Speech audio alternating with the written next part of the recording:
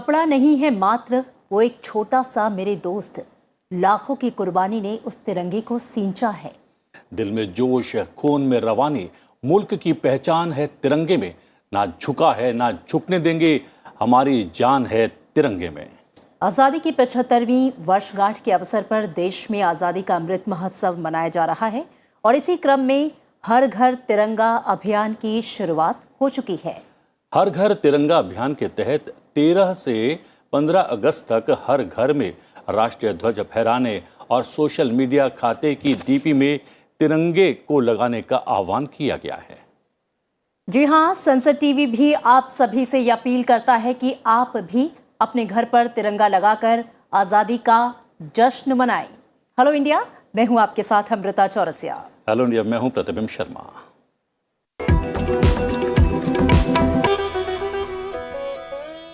और सबसे पहले जानते हैं हेलो इंडिया में आज क्या है खास। हेलो इंडिया हाइलाइट्स के जरिए हेलो इंडिया में नजर डालेंगे कॉमनवेल्थ गेम्स 2022 में भारत की सुनहरी कामयाबियों सहित देश और राज्यों की प्रमुख खबरों पर। इसके अलावा आपको बताएंगे ब्रिटेन के प्रधानमंत्री के लिए मतदान और मंकी पॉक्स सहित अंतर्राष्ट्रीय सुर्खियों के बारे में। आज राष्ट्र कवि मैथिली शरण गुप्त का जन्मदिन है और इस अवसर पर बात करेंगे उनके साहित्य की। पलटेंगे इतिहास के पन्नों को और साथ ही आप बहुत कुछ होगा खास। हेलो इंडिया में जुड़े रहिए अगले आधे घंटे हमारे साथ। और शुरुआत करते हैं आज देश से जुड़ी हुई सुर्खियों से।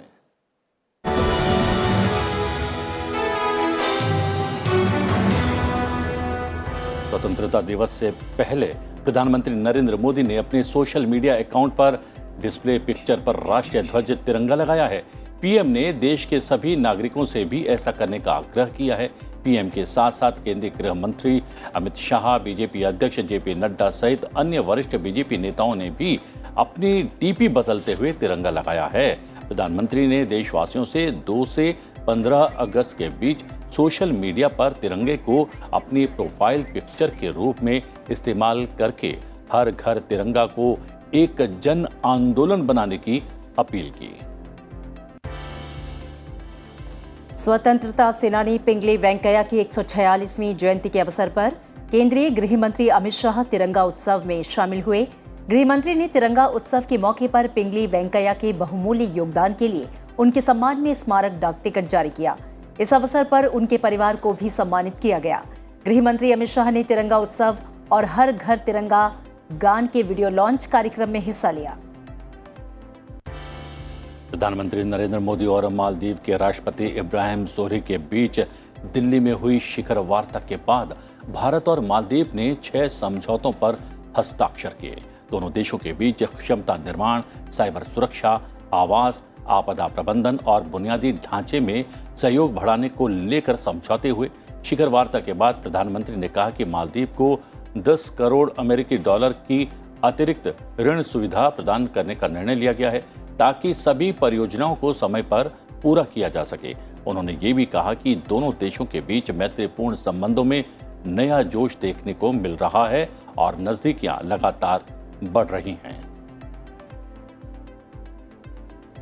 हमने $100 मिलियन की अतिरिक्त लाइन ऑफ क्रेडिट देने का निर्णय भी किया है ताकि सभी प्रोजेक्ट्स समयबद्ध तरीके से पूरे हो सके। ट्रांसनेशनल अपराध, आतंकवाद तथा ड्रग्स तस्करी का खतरा गंभीर है और इसलिए रक्षा और सुरक्षा के क्षेत्र में भारत और मालदीव के बीच इन सभी साझा चुनौतियों के खिलाफ हमने अपना सहयोग बढ़ाया है।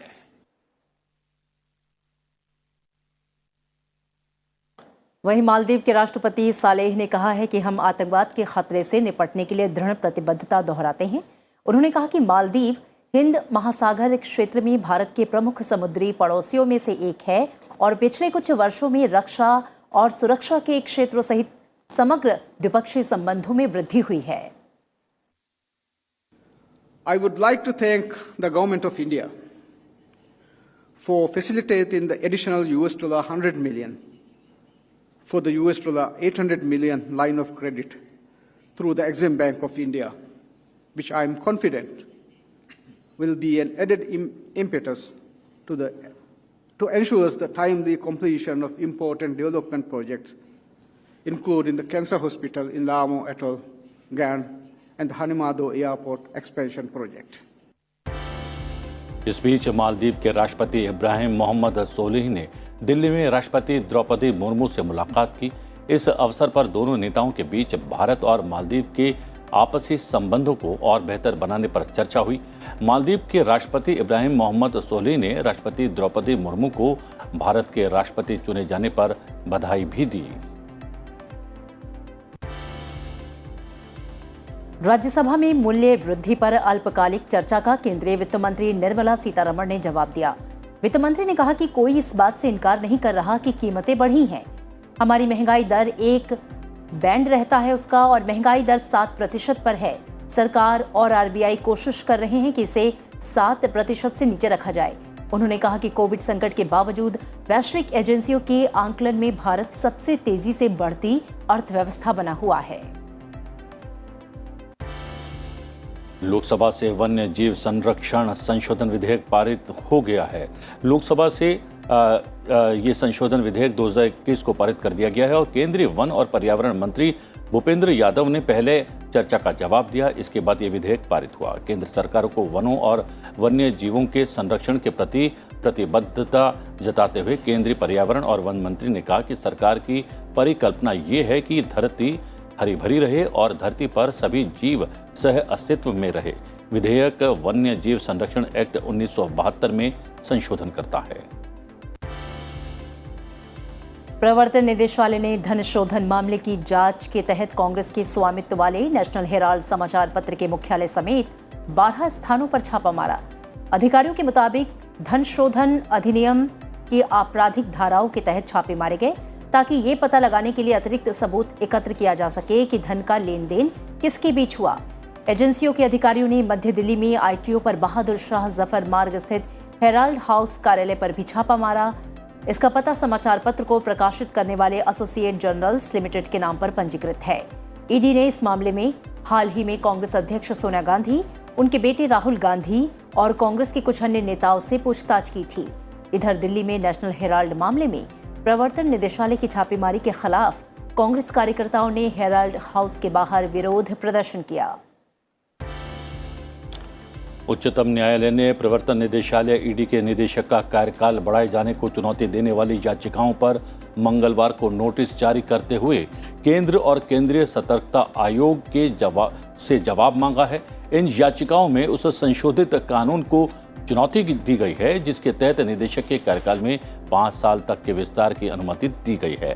कांग्रेस नेताओं रणदीप सिंह सुरजेवाला, जय ठाकुर और तृणमूल कांग्रेस के नेता साकेत गोखले ने भी याचिकाएं दाखिल की हैं। आंगनवाड़ी सेवा योजना सभी पात्र लाभार्थियों के लिए खुली है और सिर्फ शर्त यह है कि लाभार्थी को अधिकारी के जरिए निकटतम आंगनवाड़ी केंद्र में पंजीकृत होना होगा। ये बात सक्षम आंगनवाड़ी और पोषण 2 नीति के नए दिशा निर्देशों में कही गई। महिला एवं बाल विकास मंत्रालय ने यह स्पष्ट किया है कि आंगनवाड़ी सेवा योजना के तहत लाभ प्राप्त करने के लिए बच्चे का आधार कार्ड अनिवार्य नहीं होगा और इसके लिए मां के आधार कार्ड का उपयोग किया जाएगा। भारत के लिए कॉमनवेल्थ गेम्स 2022 का 5वां दिन बहुत अच्छा रहा। भारत ने अपने खाते में 4 और मेडल जोड़ लिए। भारत ने दोहरी स्वर्णिम सफलता हासिल करने के अलावा 2 रजत पदक जीते। बता दें कि भारत के मेडल्स की संख्या बढ़कर अब 13 हो गई है, जिसमें 5 गोल्ड, 5 सिल्वर और 3 ब्रॉन्ज मेडल्स शामिल हैं। भारत पदक तालिका में फिलहाल 6ठे स्थान पर है। भारतीय महिला लॉन बॉल्स टीम ने स्वर्ण पदक जीतकर इतिहास रच दिया। भारतीय पुरुष टेबल टेनिस टीम ने भी मंगलवार को करीबी मुकाबले में सिंगापुर को हराकर राष्ट्रमंडल खेलों में अपना स्वर्ण बरकरार रखा। विकास ठाकुर ने मंगलवार को कॉमनवेल्थ गेम्स 2022 में वेट लिफ्टिंग स्पर्धा में 96 किलोग्राम वर्ग में सिल्वर मेडल जीता। भारत ने तीसरे T20 में वेस्टइंडीज को 7 विकेट से हरा दिया है। टॉस हारकर पहले बल्लेबाजी करते हुए वेस्टइंडीज ने 20 ओवर में 5 विकेट पर 164 रन बनाए। कायल मेयर्स ने सबसे ज्यादा 73 रन की पारी खेली। जवाब में भारत ने सूर्य कुमार के 76 रन की बदौलत 19 ओवर में 3 विकेट गंवाकर लक्ष्य हासिल कर लिया। और आइए अब नजर डाल लेते हैं राज्यवार सुर्खियों पर। पश्चिम बंगाल की मुख्यमंत्री ममता बनर्जी आज मंत्रिमंडल में फेरबदल करेंगी। 2011 में पार्टी के सत्ता में आने के बाद से ये सबसे बड़े फेरबदलों में से एक होने की संभावना है। मंत्रिमंडल में 4 से 5 नए चेहरे शामिल किए जाएंगे। पैसे के बदले नौकरी के घोटाले में सबसे वरिष्ठ मंत्री पार्था चैटर्जी के पिछले सप्ताह गिरफ्तार के बाद ये फेरबदल हो रहा है। All tribal students union Manipur ने मणिपुर के पहाड़ी जिलों में आज शाम 6 बजे से कल शाम 6 बजे तक 24 घंटे के बंद की घोषणा की है। ATSUM ने यह भी कहा है कि बंद के बाद 5 अगस्त से आंदोलन को और भी तेज किया जाएगा। डीयू विद्युत परिषद की बैठक में लगेगी कई प्रस्तावों पर मुहर। डीयू के एकेडमी काउंसिल की बैठक 3 अगस्त को होगी, जिसमें नए अंडर ग्रेजुएट करिकुलम फ्रेमवर्क पर आधारित 4 वर्षीय अंडर ग्रेजुएट प्रोग्राम के तहत सेमेस्टर के सिलेबस पर चर्चा होगी। दाखिले को लेकर स्थायी समिति की बैठक में पास हुए प्रस्तावों को विद्युत परिषद की बैठक में अनुमोदन के लिए लाया जाएगा। नया पाठ्यक्रम शैक्षणिक वर्ष 2022-23 से लागू किया जाएगा। गन्ना किसानों के बकाये और तमाम समस्याओं को लेकर आज से पंजाब में अनिश्चितकालीन धरना प्रदर्शन शुरू होगा। ये धरना प्रदर्शन संयुक्त किसान मोर्चे के गैर राजनीतिक बैनर तले आयोजित किया जा रहा है। मोर्चे में 17 संगठन सहयोग कर रहे हैं। प्रदर्शन का कारण सरकार द्वारा वादा पूरा न करना बताया जाता है।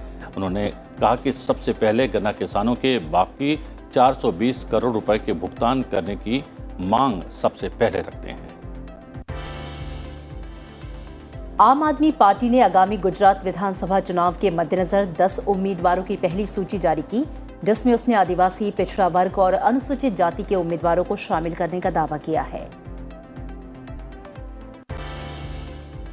पश्चिम बंगाल में विधानसभा उपचुनाव और राज्यसभा की एक सीट पर उपचुनाव की घोषणा के ऐलान के बाद गुरुवार की शाम को पश्चिम बंगाल बीजेपी के नेता और नेता प्रतिपक्ष शुभेंदु अधिकारी ने नई दिल्ली में केंद्रीय गृह मंत्री अमित शाह से मुलाकात की।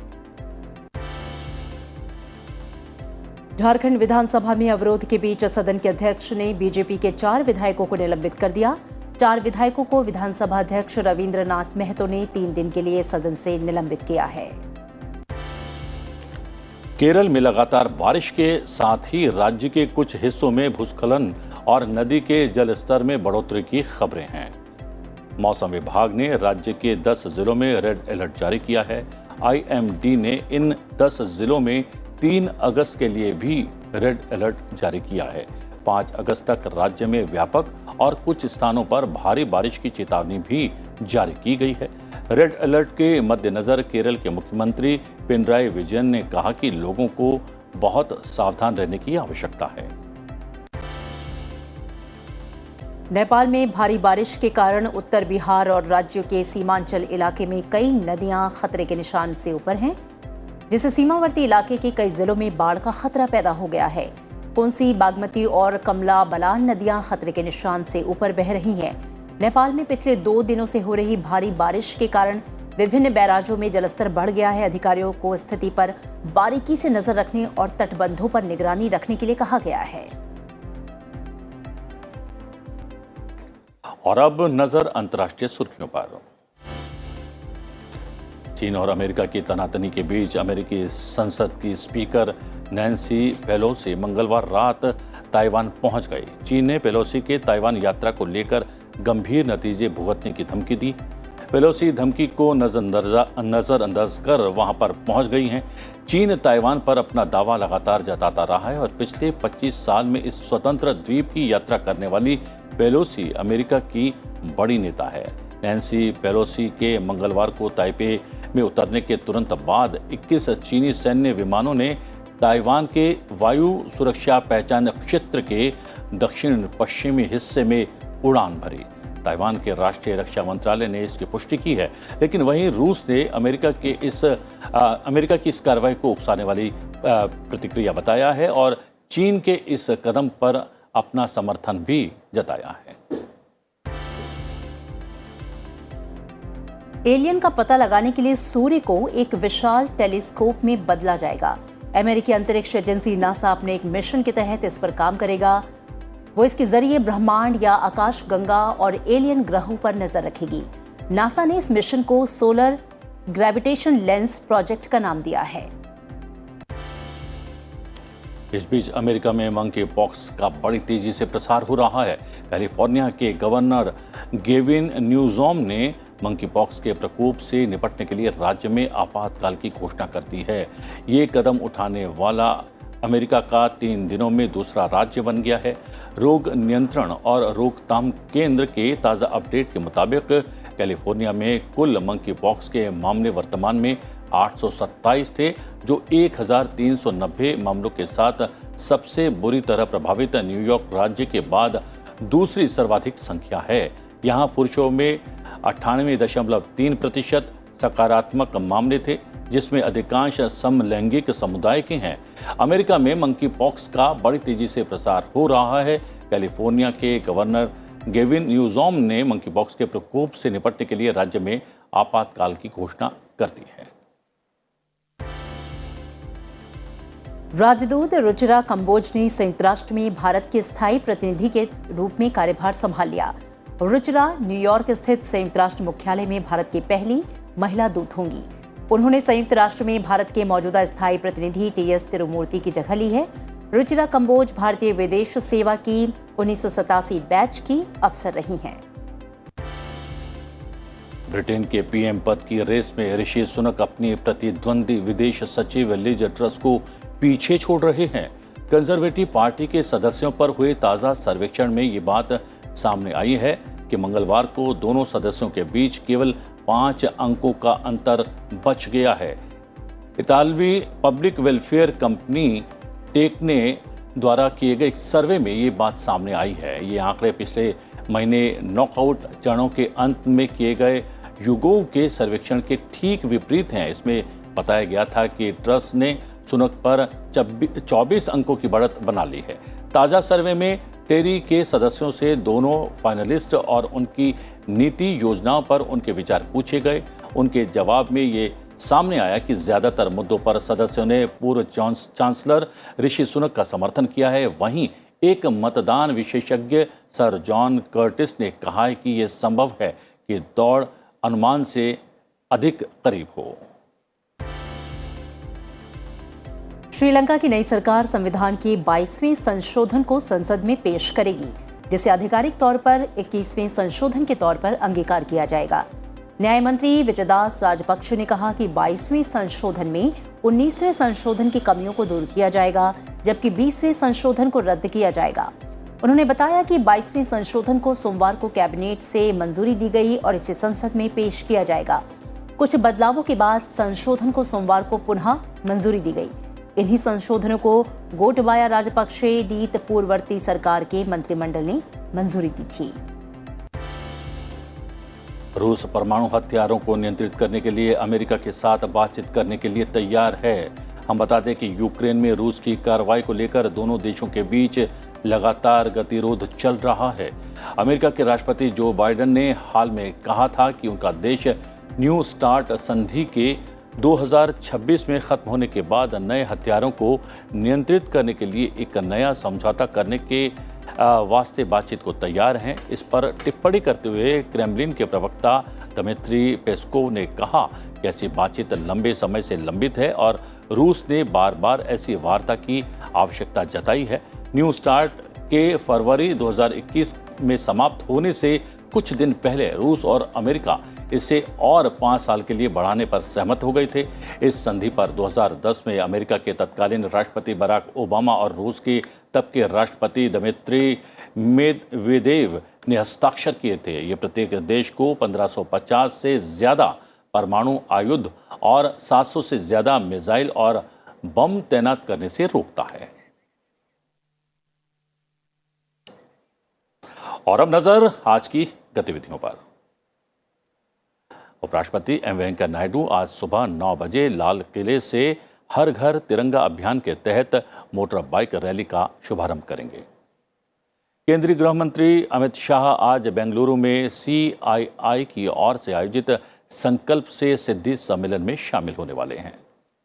विदेश मंत्री एस जयशंकर आज से 2 दिन के कंबोडिया दौरे पर रवाना होंगे। फोम पेन में आसियान भारत मैत्री स्तरीय बैठक में वो सम्मिलित होंगे। राज्यसभा में आज राष्ट्रीय डोपिंग रोधी विधेयक 2022 पेश किया जाएगा। केंद्रीय मंत्री अनुराग सिंह ठाकुर इस विधेयक को संसद के उच्च सदन में पेश करेंगे। ये विधेयक लोकसभा से पहले ही पारित हो चुका है। राज्यसभा में आज कुटुंब न्यायालय संशोधन विधेयक 2022 पेश किया जाएगा। ये विधेयक कुटुंब न्यायालय कानून 1984 में संशोधन करने का प्रस्ताव रखता है। इस विधेयक को केंद्रीय मंत्री किरेन रिजिजू पेश करेंगे।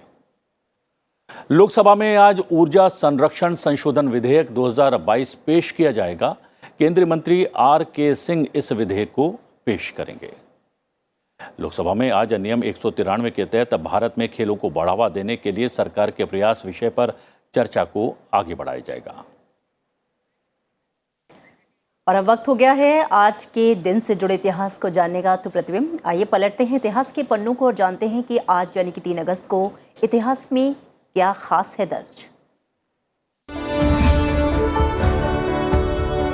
3 अगस्त वर्ष 1985 में डॉक्टर मुरलीधर देवीदास आमटे को जनसेवा के लिए रेमन मैग्सेसे पुरस्कार से सम्मानित किया गया। दुनिया इन्हें बाबा आमटे के नाम से जानती है। इनका जन्म दिसंबर 1914 को महाराष्ट्र के वर्धा जिले में हुआ था। बाबा आमटे भारत के प्रसिद्ध और सम्मानित समाजसेवी थे। बाबा आमटे ने कुष्ठ रोगियों के लिए अनेक आश्रमों और समुदायों की स्थापना की। इन्हें कुष्ठ रोगियों का मसीहा भी कहा जाता है।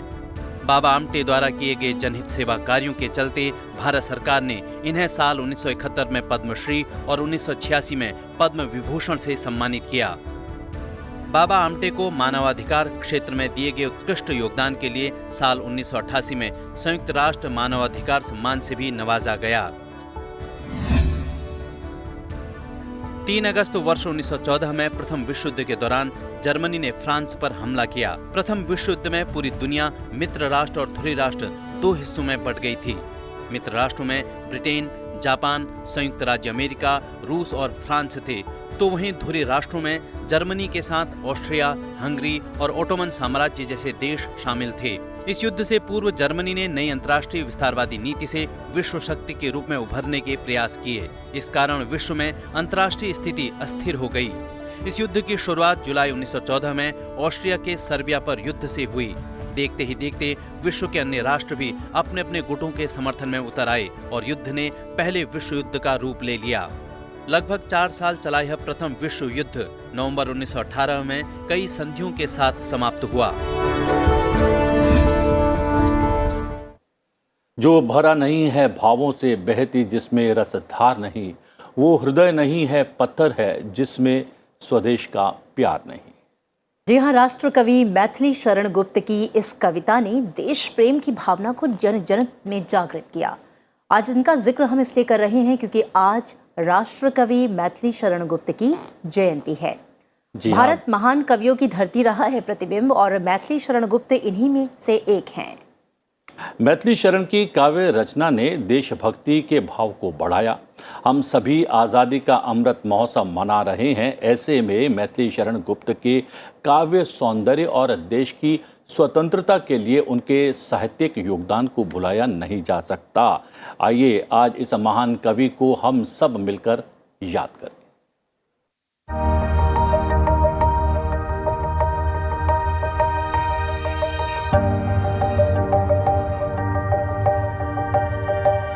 मैथिली शरण गुप्त हिंदी साहित्य के इतिहास में खड़ी बोली के पहले महत्वपूर्ण कवि थे। उनकी जयंती 3 अगस्त को हर वर्ष कवि दिवस के रूप में मनाई जाती है। साहित्य जगत में दद्दा कहे जाने वाले मैथिली शरण गुप्त के राष्ट्रकवि होने का महत्वपूर्ण कारण है राष्ट्रवाद की भावना से ओतप्रोत उनकी कविताएं। मैथिली शरण गुप्त का जीवन राष्ट्रवाद और गांधीवाद से प्रभावित था। सन 1912 में स्वतंत्रता आंदोलन के समय मैथिली शरण गुप्त की कृति भारत भारती ने खूब यश प्राप्त किया, जिससे प्रभावित होकर महात्मा गांधी ने उन्हें राष्ट्र कवि की उपाधि से अलंकृत किया। मैथिली शरण गुप्त का जन्म 3 अगस्त 1886 को उत्तर प्रदेश के चिरगांव झांसी में हुआ था। बचपन से ही मैथिली शरण गुप्त कविता लिखने लगे थे। जयद्रथ वध, नर हो न निराश करो मन को, चारु चंद्र की चंचल किरणें, भारत भारती, साकेत, पंचवटी, ये मैथिली शरण गुप्त की कभी ना भूलने वाला काव्य संग्रह है, जो जन जन को आज भी प्रेरणा दे रहा है।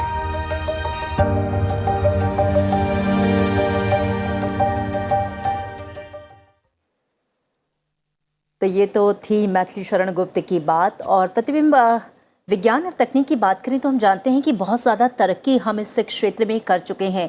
एक समय था जब हम शायद ये सोच नहीं पाते थे कि मानव अंगों का प्रत्यारोपण भी होगा, लेकिन आज ये संभव है। जी हाँ, अगर दिल की बात करें तो आज ही के दिन 1994 में अखिल भारतीय आयुर्विज्ञान संस्थान नई दिल्ली में भारत का पहला हार्ट ट्रांसप्लांट हुआ था। देश में पहली बार हार्ट ट्रांसप्लांट करने वाली डॉक्टरों की टीम का नेतृत्व डॉक्टर पी वेणुगोपाल ने किया था। जी हाँ, बिल्कुल। तो अब हार्ट ट्रांसप्लांट जो है वो कई सारे अस्पतालों में हो रहा है और लोग इसका फ़ायदा उठा रहे हैं। तकनीक और विज्ञान इसी तरीके से आगे बढ़ रहा है और जो समस्याएं, बीमारियां जो आ रही हैं उनसे निपटने में भी हमें सहयोग कर रहा है। लेकिन प्रतिबिंब, अपने दर्शकों को अब हम ये भी बता दें कि हेलो इंडिया पे जो भी हम दिखाते हैं, जो भी कार्यक्रम हम दिखाते हैं, उसे आप संसद टीवी के यूट्यूब चैनल पर भी देख सकते हैं। और इसके साथ ही संसद टीवी को ट्विटर और इंस्टा पर भी उपलब्ध है।